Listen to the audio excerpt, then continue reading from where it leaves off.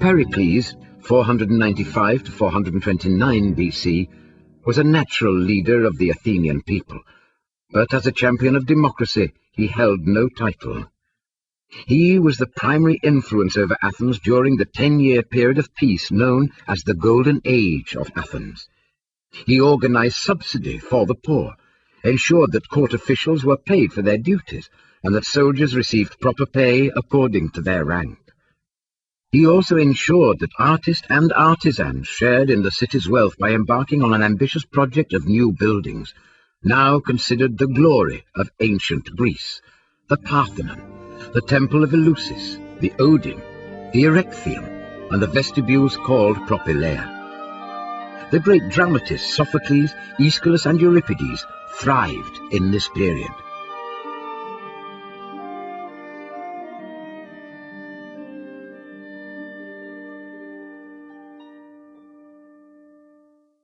Pericles was of the noblest birth, both on his father's and mother's side.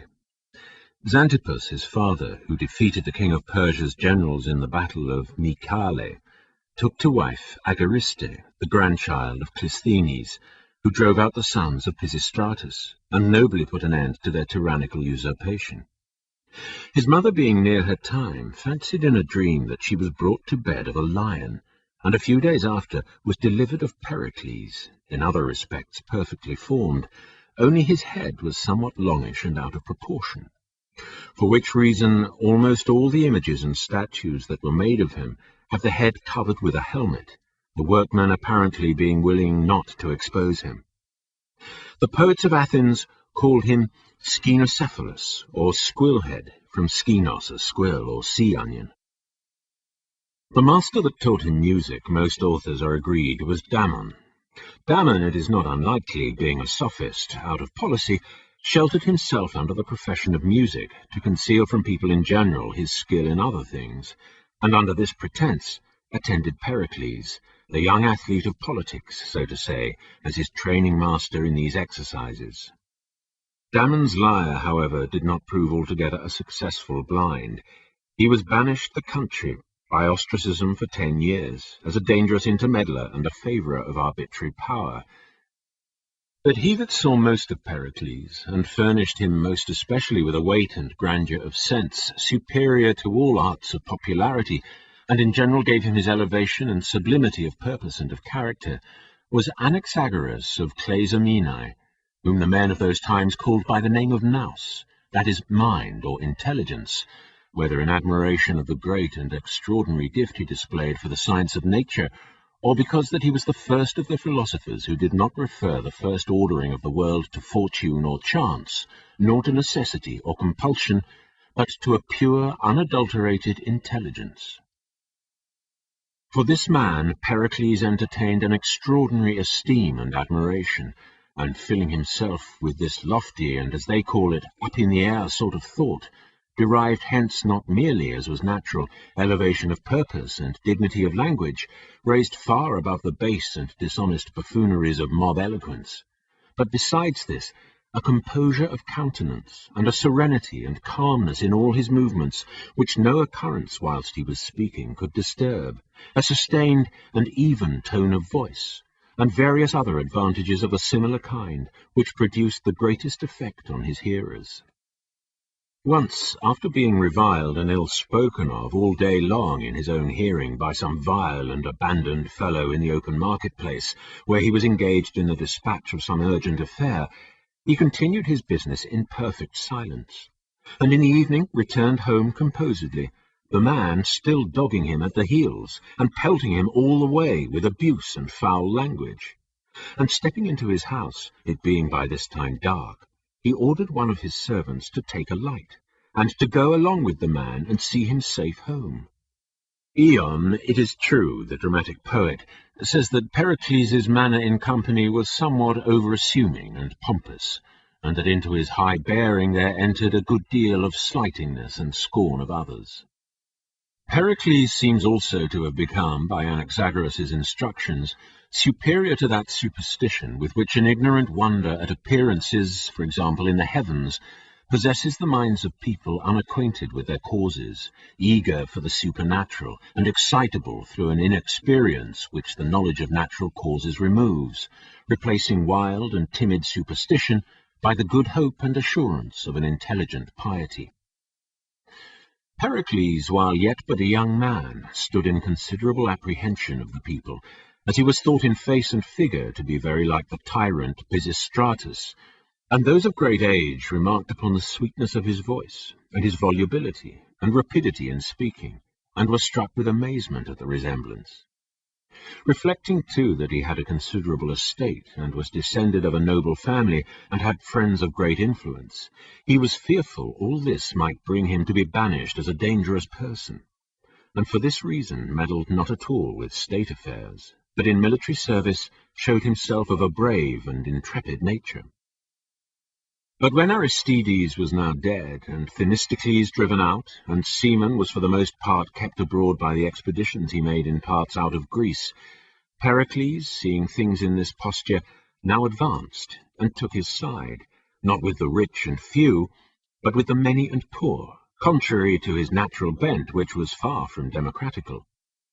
But most likely, fearing he might fall under suspicion of aiming at arbitrary power, and seeing Cimon on the side of the aristocracy, and much beloved by the better and more distinguished people, he joined the party of the people, with a view at once both to secure himself and procure means against Cimon. He immediately entered also on quite a new course of life and management of his time. For he was never seen to walk in any street but that which led to the market-place and the council hall, and he avoided invitations of friends to supper, and all friendly visiting and intercourse whatever. For these friendly meetings are very quick to defeat any assumed superiority, and in intimate familiarity an exterior of gravity is hard to maintain.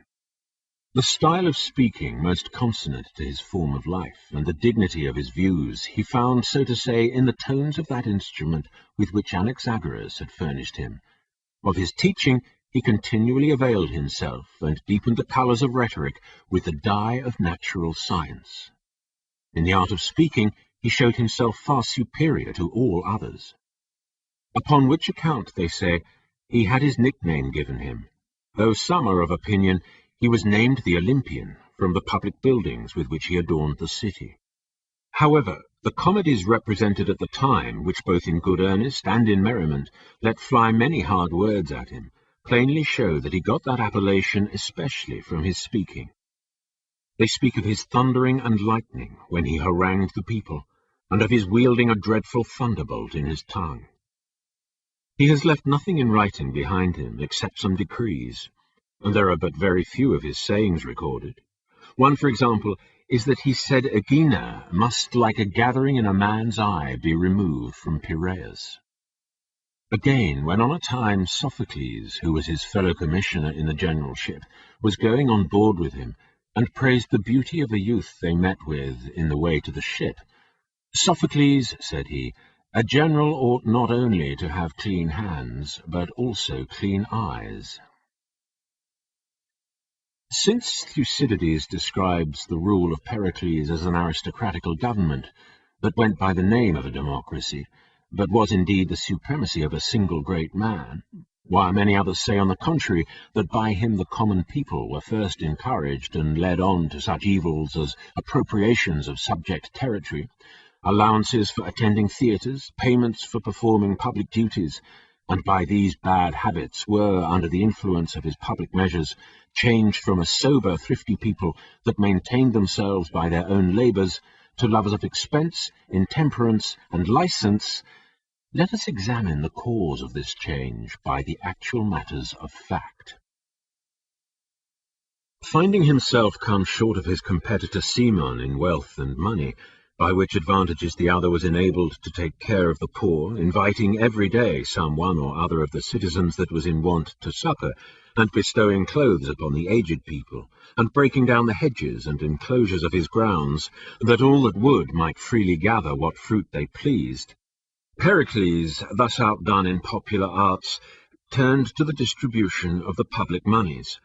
and in a short time, having bought the people over, what with moneys allowed for shows and for service on juries, and what with other forms of pay and largesse, he made use of them against the council of Areopagus, of which he himself was no member, as having never been appointed by lot either chief archon, or lawgiver, or king, or captain. And so Pericles, having secured his power and interest with the populace, directed the exertions of his party against this council with such success that most of those causes and matters which had been used to be tried there were removed from its cognizance. Cimon also was banished by ostracism as a favourer of the Lacedaemonians and a hater of the people, though he had won several most glorious victories over the barbarians, and had filled the city with money and spoils of war. So vast an authority had Pericles obtained among the people. The ostracism was limited by law to 10 years, but the Lacedaemonians, in the meantime, entering with a great army into the territory of Tanagra, and the Athenians going out against them, Cimon, coming from his banishment before his time was out, put himself in arms and array with those of his fellow citizens that were of his own tribe, and desired by his deeds to wipe off the suspicion of his favouring the Lacedaemonians by venturing his own person along with his countrymen. But Pericles' friends, gathering in a body, forced him to retire as a banished man. For which cause also Pericles seems to have exerted himself more in that than in any battle, and to have been conspicuous above all for his exposure of himself to danger. All Cimon's friends also, to a man, fell together side by side, whom Pericles had accused with him of taking part with the Lacedaemonians. Defeated in this battle on their own frontiers, and expecting a new and perilous attack with return of spring, the Athenians now felt regret and sorrow for the loss of Cimon, and repentance for their expulsion of him. Pericles, being sensible of their feelings, did not hesitate or delay to gratify it, and himself made the motion for recalling him home. He, upon his return, concluded a peace betwixt the two cities, for the Lacedaemonians entertained as kindly feelings towards him as they did the reverse towards Pericles and the other popular leaders. Cimon, while he was admiral, ended his days in the Isle of Cyprus, and the aristocratical party, seeing that Pericles was already before this grown to be the greatest and foremost man of all the city, but nevertheless wishing there should be somebody set up against him to blunt and turn the edge of his power, that it might not altogether prove a monarchy, put forward Thucydides of Alopaci, a discreet person, to conduct the opposition against him, who indeed, though less skilled in warlike affairs than Cimon was, yet was better versed in speaking and political business, and engaging with Pericles on the hustings, in a short time brought the government to an equality of parties. For he would not suffer those who were called the honest and good, persons of worth and distinction, to be scattered up and down, and mix themselves and be lost among the populace, but taking them apart by themselves, and uniting them in one body, by their combined weight he was able, as it were upon the balance, to make a counterpoise to the other party. The open rivalry and contention of these two opponents severed the city into the two parties of the people and the few. And so Pericles at that time more than at any other let loose the reins to the people, and made his policy subservient to their pleasure, contriving continually to have some great public show or solemnity, some banquet or some procession or other in the town to please them, coaxing his countrymen like children with such delights and pleasures as were not, however, unedifying. That which gave most pleasure and ornament to the city of Athens, and that which now is Greece's only evidence that the power she boasts of and her ancient wealth are no romance or idle story, was his construction of the public and sacred buildings. Yet this was that of all his actions in the government which his enemies most looked askance upon and cavilled at in the popular assemblies, crying out how that the commonwealth of Athens had lost its reputation and was ill spoken of abroad for removing the common treasure of the Greeks from the Isle of Delos into their own custody, and how that their fairest excuse for so doing, namely that they took it away for fear the barbarians should seize it, and on no purpose to secure it in a safe place, this Pericles had made unavailable, and how that Greece cannot but resent it as an insufferable affront, and consider herself to be tyrannized over openly, when she sees the treasure, which was contributed by her upon a necessity for the war, wantonly lavished out by us upon our city, to gild her all over, and to adorn and set her forth, as it were some vain woman, hung round with precious stones and figures and temples, which cost a world of money. Pericles, on the other hand, informed the people that they were in no way obliged to give any account of those moneys to their allies, so long as they maintained their defence, and kept off the barbarians from attacking them, and that it was good reason that now the city was sufficiently provided and stored with all things necessary for the war, they should convert the overplus of its wealth to such undertakings, as would hereafter, when completed, give them eternal honour. For as those who are of age and strength for war are provided for and maintained in the armaments abroad by their pay out of the public stock, so, it being his desire and design that the undisciplined mechanic multitude that stayed at home should not go without their share of public salaries, and yet should not have them given them for sitting still and doing nothing. To that end, he thought fit to bring in among them, with the approbation of the people, these vast projects of buildings and designs of works, that would be of some continuance before they were finished, and would give employment to numerous arts. The materials were stone, brass, ivory, gold, ebony, cypress wood. And the arts or trades that wrought and fashioned them were smiths and carpenters, moulders, founders and braziers, stone-cutters, dyers, goldsmiths, ivory workers, painters, embroiderers, turners. Those again that conveyed them to the town for use, merchants and mariners and shipmasters by sea, and by land cartwrights, cattle breeders, waggoners, rope-makers, flax-workers, shoemakers and leather-dressers, road-makers, miners. Thus, to say all in a word, the occasions and services of these public works distributed plenty through every age and condition. As then grew the works up, no less stately in size than exquisite in form, the workmen striving to outvie the material and the design with the beauty of their workmanship, yet the most wonderful thing of all was the rapidity of their execution. Undertakings, any one of which singly might have required, they thought, for their completion several successions and ages of men, were every one of them accomplished in the height and prime of one man's political service. Pericles's works are especially admired as having been made quickly to last long. For every particular piece of his work was immediately, even at that time, for its beauty and elegance, antique, and yet in its vigour and freshness looks to this day as if it were just executed. There is a sort of bloom of newness upon those works of his, preserving them from the touch of time as if they had some perennial spirit and undying vitality mingled in the composition of them. Phidias had the oversight of all the works, and was surveyor general, though upon the various portions other great masters and workmen were employed. For Callicrates and Ictinus built the Parthenon. The chapel at Eleusis, where the mysteries were celebrated, was begun by Coroebus, who erected the pillars that stand upon the floor or pavement, and joined them to the architraves. And after his death, Metagenes of Zipete added the frieze and the upper line of columns. The propylaea, or entrances to the Acropolis, were finished in 5 years' time, Meniscles being the principal architect. A strange accident happened in the course of building, which showed that the goddess was not averse to the work, but was aiding and cooperating to bring it to perfection. One of the artificers, the quickest and the handiest workman among them all, with a slip of his foot fell down from a great height, and lay in a miserable condition, the physicians having no hopes of his recovery. When Pericles was in distress about this, Minerva appeared to him at night in a dream, and ordered a course of treatment, which he applied, and in a short time, and with great ease, cured the man. And upon this occasion it was that he set up a brass statue of Minerva, surnamed Health, in the citadel.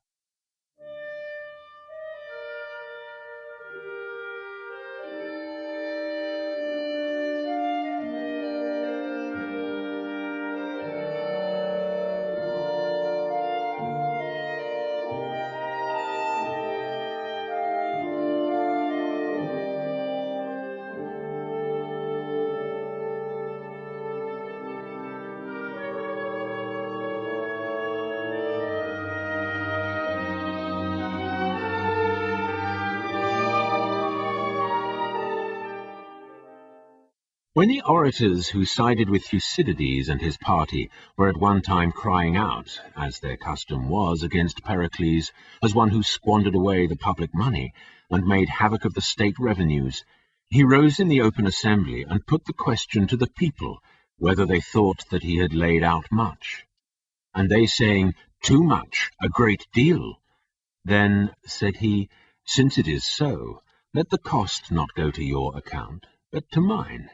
and let the inscription upon the buildings stand in my name." When they heard him say thus, whether it were out of a surprise to see the greatness of his spirit, or out of emulation of the glory of the works, they cried aloud, bidding him to spend on, and lay out what he thought fit from the public purse, and to spare no cost till all were finished. At length, coming to a final contest with Thucydides, which of the two should ostracize the other out of the country, and having gone through this peril, he threw his antagonist out, and broke up the confederacy that had been organized against him. So that now all schism and division being at an end, and the city brought to evenness and unity, he got all Athens and all affairs that pertained to the Athenians into his own hands, their tributes, their armies, and their galleys, the islands, the sea, and their wide-extended power, partly over other Greeks, and partly over barbarians, and all that empire which they possessed. After this he was no longer the same man he had been before, nor as tame and gentle and familiar as formerly with the populace, so as readily to yield to their pleasures and to comply with the desires of the multitude, as a steersman shifts with the winds. He turned those soft and flowery modulations to the austerity of aristocratical and regal rule, and employing this uprightly and undeviatingly for the country's best interests, he was able generally to lead the people along, with their own wills and consents, by persuading and showing them what was to be done, and sometimes, too, urging and pressing them forward extremely against their will, he made them, whether they would or no, yield submission to what was for their advantage. Pericles alone, as a great master, knowing how to handle and deal fitly with each one of them, and in an especial manner making that use of hopes and fears as his two chief rudders, with the one to check the career of their confidence at any time, with the other to raise them up and cheer them when under any discouragement, plainly showed by this that rhetoric, or the art of speaking, is, in Plato's language, the government of the souls of men, and that her chief business is to address the affections and passions, which are, as it were, the strings and keys to the soul, and require a skilful and careful touch to be played on as they should be. Nor was all this the luck of some happy occasion, nor was it the mere bloom and grace of a policy that flourished for a season, but having for 40 years together maintained the first place among statesmen such as Cimon and Thucydides in the exercise of one continuous, unintermitted command in the office to which he was annually re-elected of general, he preserved his integrity unspotted. In his military conduct he gained a great reputation for wariness.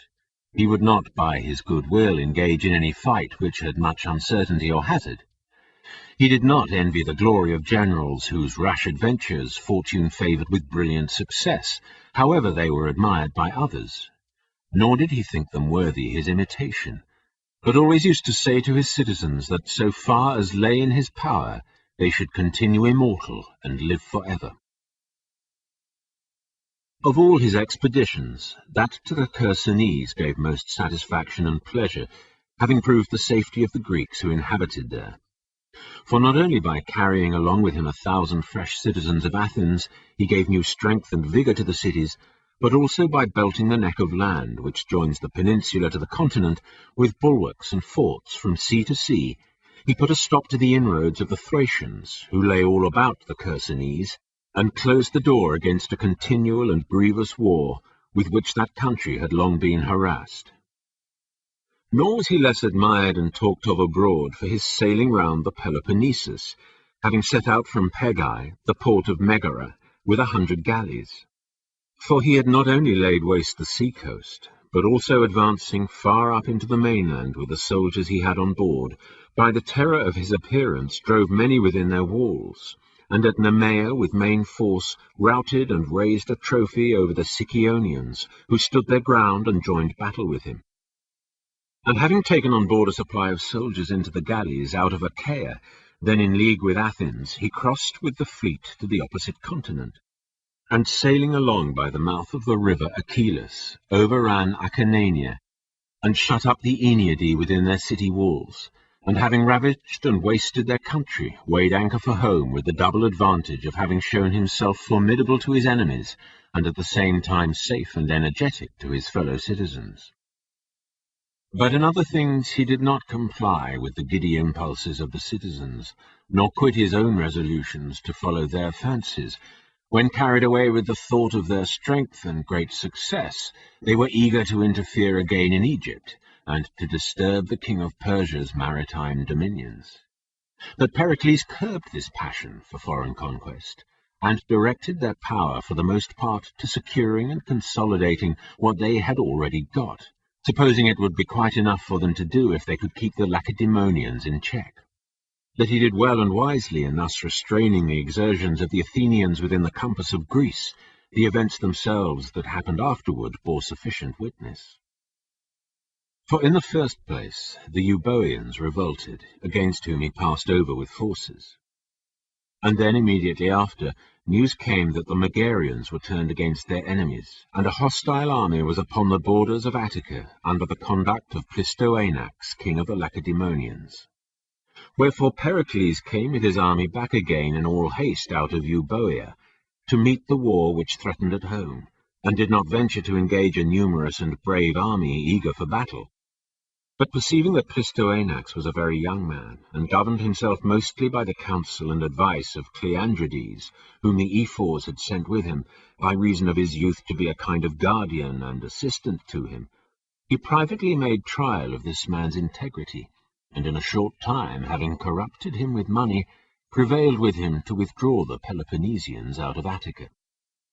Immediately after this, turning his forces against the revolters, and passing over into the island of Euboea with 50 sail of ships and 5,000 men in arms, he reduced their cities, and drove out the citizens of the Chalcidians, called Hippoboti, horse-feeders, the chief persons for wealth and reputation among them, and brought in a plantation of Athenians. After this, having made a truce between the Athenians and the Lacedaemonians for 30 years, he ordered by public decree the expedition against the Isle of Samos, on the ground that, when they were bid to leave off their war with the Milesians, they had not complied. And as these measures against the Samians are thought to have been taken to please Aspasia, this may be a fit point for inquiry about the woman, what art or charming faculty she had that enabled her to captivate as she did the greatest statesman, and to give the philosophers occasion to speak so much about her, and that, too, not to her disparagement. She was a Milesian by birth. Aspasia, some say, was courted and caressed by Pericles upon account of her knowledge and skill in politics. Socrates himself would sometimes go to visit her, and some of his acquaintance with him, and those who frequented her company would carry their wives with them to listen to her. Her occupation was anything but creditable, her house being a home for young courtesans. She had the repute of being resorted to by many of the Athenians for instruction in the art of speaking. Pericles' inclination for her seems, however, to have rather proceeded from the passion of love. He had a wife that was near of kin to him. She brought Pericles, while she lived with him, 2 sons, Xantippus and Perilces.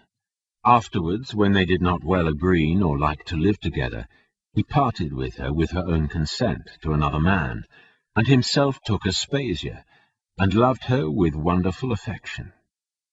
Every day, both as he went out and as he came in from the marketplace, he saluted and kissed her. Pericles, however, was particularly charged with having proposed to the assembly the war against the Samians, from favour to the Milesians, upon the entreaty of Aspasia. For the 2 states were at war for the possession of Priene, and the Samians, getting the better, refused to lay down their arms and to have the controversy betwixt them decided by arbitration before the Athenians. Pericles, therefore, fitting out a fleet, went and broke up the oligarchical government at Samos, and taking 50 of the principal men of the town as hostages, and as many of their children, sent them to the isle of Lemnos, there to be kept, though he had offers, as some relate, of a talent apiece for himself from each one of the hostages, and of many other presents from those who were anxious not to have a democracy. Pericles, however, would receive none of all this, but set up a democracy among them, and sailed back to Athens. But they, however, immediately revolted, whereupon Pericles came out with a fleet a second time against them, and found them not idle nor slinking away, but manfully resolved to try for the dominion of the sea. The issue was that after a sharp sea fight about the island called Tragia, Pericles obtained a decisive victory, having with 44 ships routed 70 of the enemies, 20 of which were carrying soldiers. Together with his victory and pursuit, having made himself master of the port, he laid siege to the Samians and blocked them up, who yet one way or other still ventured to make sallies and fight under the city walls. But after that, another greater fleet from Athens was arrived, and that the Samians were now shut up with a close league on every side, Pericles, taking with him 60 galleys, sailed out into the main sea with the intention, as most authors give the account, to meet a squadron of Phoenician ships that were coming for the Samians' relief, and to fight them at as great a distance as could be from the island. It seems to have been a miscalculation, for on his departure, Melissus, being at that time general in Samos, despising either the small number of the ships that were left, or the inexperience of the commanders, prevailed with the citizens to attack the Athenians. And the Samians, having won the battle, and taken several of the men prisoners, and disabled several of the ships, were masters of the sea, and brought into port all necessaries they wanted for the war, which they had not before. Pericles, as soon as news was brought him of the disaster that had befallen his army, made all the haste he could to come in to their relief, and having defeated Melissus, who bore up against him, and put the enemy to flight, he immediately proceeded to hem them in with a wall, resolving to master them and take the town, rather with some cost and time, than with the wounds and hazards of his citizens. In the 9th month, the Samians surrendering themselves and delivering up the town, Pericles pulled down their walls, and seized their shipping, and set a fine of a large sum of money upon them. Ion says of him, that upon this exploit of his, conquering the Samians, he indulged very high and proud thoughts of himself. Whereas Agamemnon was 10 years taking a barbarous city, he had in 9 months' time vanquished and taken the greatest and most powerful of the Ionians. And indeed it was not without reason that he assumed this glory to himself, for in real truth there was much uncertainty and great hazard in this war, if so be, as Thucydides tells us, the Samian state were within a very little of wresting the whole power and dominion of the sea out of the Athenians' hands. After this was over, the Peloponnesian War beginning to break out in full tide, he advised the people to send help to the Caucaesians, who were attacked by the Corinthians, and to secure to themselves an island possessed of great naval resources, since the Peloponnesians were already all but in actual hostilities against them. Pericles sent out a large force to Corcyra, which arrived after the fight was over. And when now the Corinthians, angry and indignant with the Athenians, accused them publicly at Lacedaemon,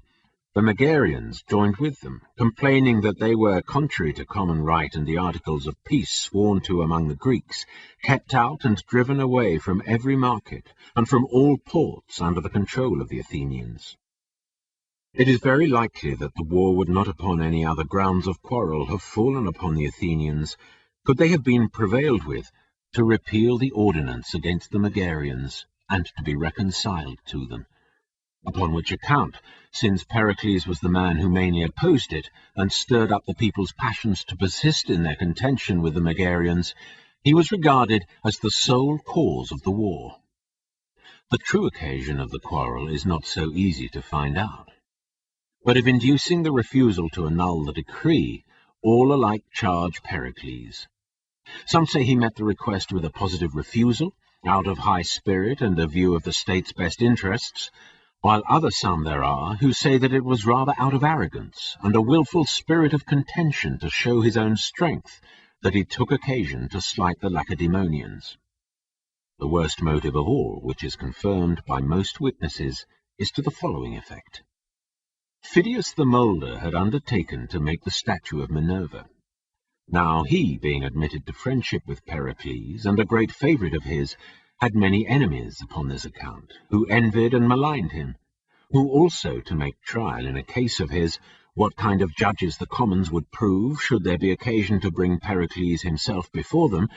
having tampered with Menon, one who had been a workman with Phidias, stationed him in the marketplace with a petition desiring public security upon his discovery and impeachment of Phidias. There was nothing of theft or cheat proved against him,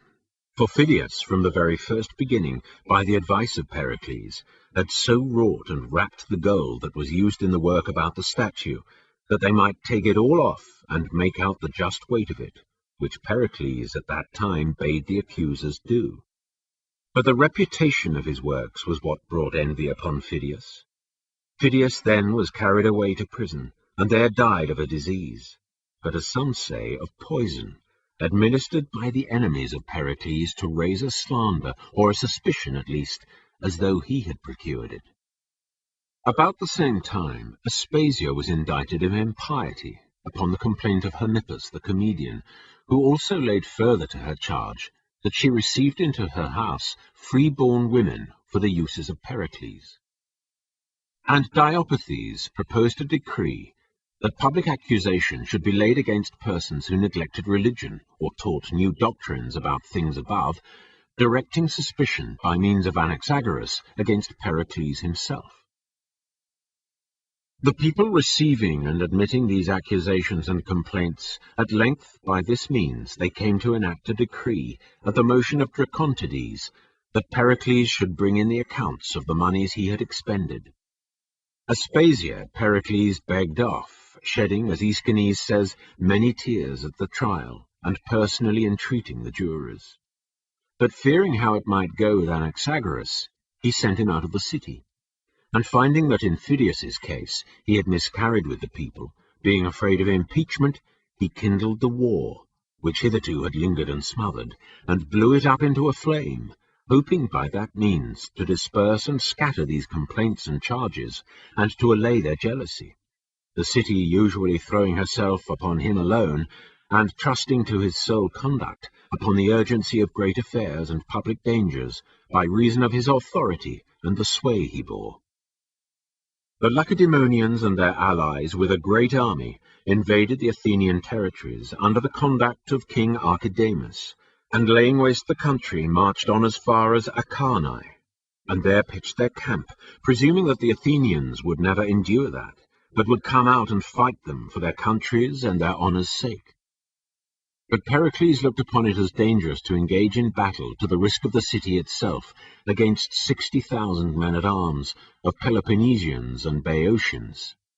He did not convene the people into an assembly, for fear lest they should force him to act against his judgment, but, like a skilful steersman or pilot of a ship, who, when a sudden squall comes on out at sea, makes all his arrangements, sees that all is tight and fast, and then follows the dictates of his skill, and minds the business of the ship, taking no notice of the tears and entreaties of the seasick and fearful passengers, so he, having shut up the city gates, and placed guards at all posts for security, followed his own reason and judgment, little regarding those that cried out against him, and were angry at his management, reproaching him with the cowardly exercise of his office of general, and the tame abandonment of everything to the enemy's hands. Pericles, however, was not at all moved by any attacks, but took all patiently,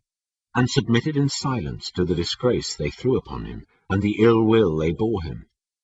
And sending out a fleet of 100 galleys to Peloponnesus, he did not go along with it in person, but stayed behind, that he might watch at home and keep the city under his own control, till the Peloponnesians broke up their camp and were gone.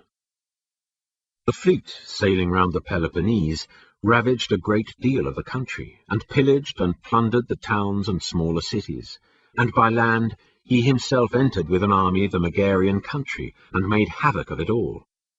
Whence it is clear that the Peloponnesians, though they did the Athenians much mischief by land, yet suffering as much themselves from them by sea, would not have protracted the war to such a length, but would quickly have given it over, as Pericles at first foretold they would, had not some divine power crossed human purposes. In the first place, the pestilential disease or plague seized upon Athens, and ate up all the flower and prime of their youth and strength, upon occasion of which the people, distempered and afflicted in their souls as well as in their bodies, were utterly enraged like madmen against Pericles, and like patients grown delirious, sought to lay violent hands on their physician, or, as it were, their father. They had been possessed by his enemies with the belief that the occasion of the plague was the crowding of the country people together into the town, forced as they were now, in the heat of the summer weather, to dwell many of them together, even as they could, in small tenements and stifling hovels, and to be tied to a lazy course of life within doors, whereas before they lived in a pure, open, and free air. He could not pacify or allay their anger, nor persuade or prevail with them any way, till they freely passed their votes upon him, resumed their power, took away his command from him, and fined him a sum of money. After this, public troubles were soon to leave him unmolested. The people, so to say, discharged their passion in their stroke, and lost their stings in the wound. But his domestic concerns were in an unhappy condition. Pericles lost the greatest part of his relations and friends, and those who had been most useful and serviceable to him in managing the affairs of state. However, he did not shrink or give in upon these occasions, nor betray or lower his high spirit and the greatness of his mind under all his misfortunes. He was not even so much as seen to weep or to mourn, or even attend the burial of any of his friends or relations, till at last he lost his only remaining legitimate son.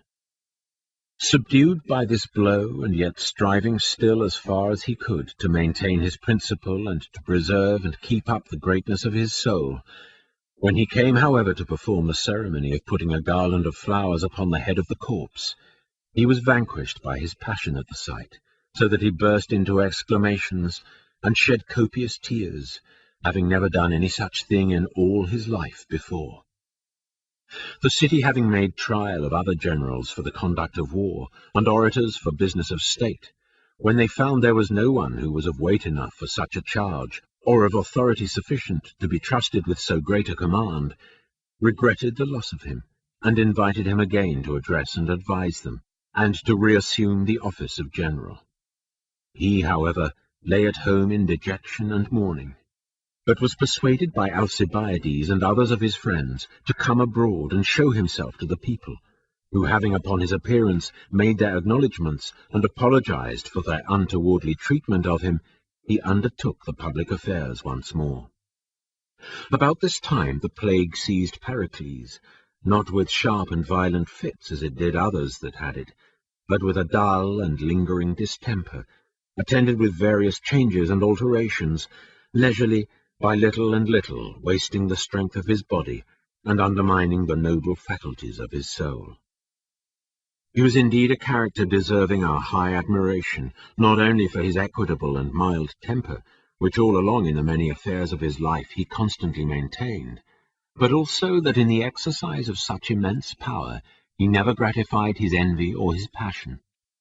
So dispassionate a temper, a life so pure and unblemished, in the height of power and place, might well be called Olympian, in accordance with our conceptions of the divine beings, to whom, as the natural authors of all good and of nothing evil, we ascribe the rule and government of the world.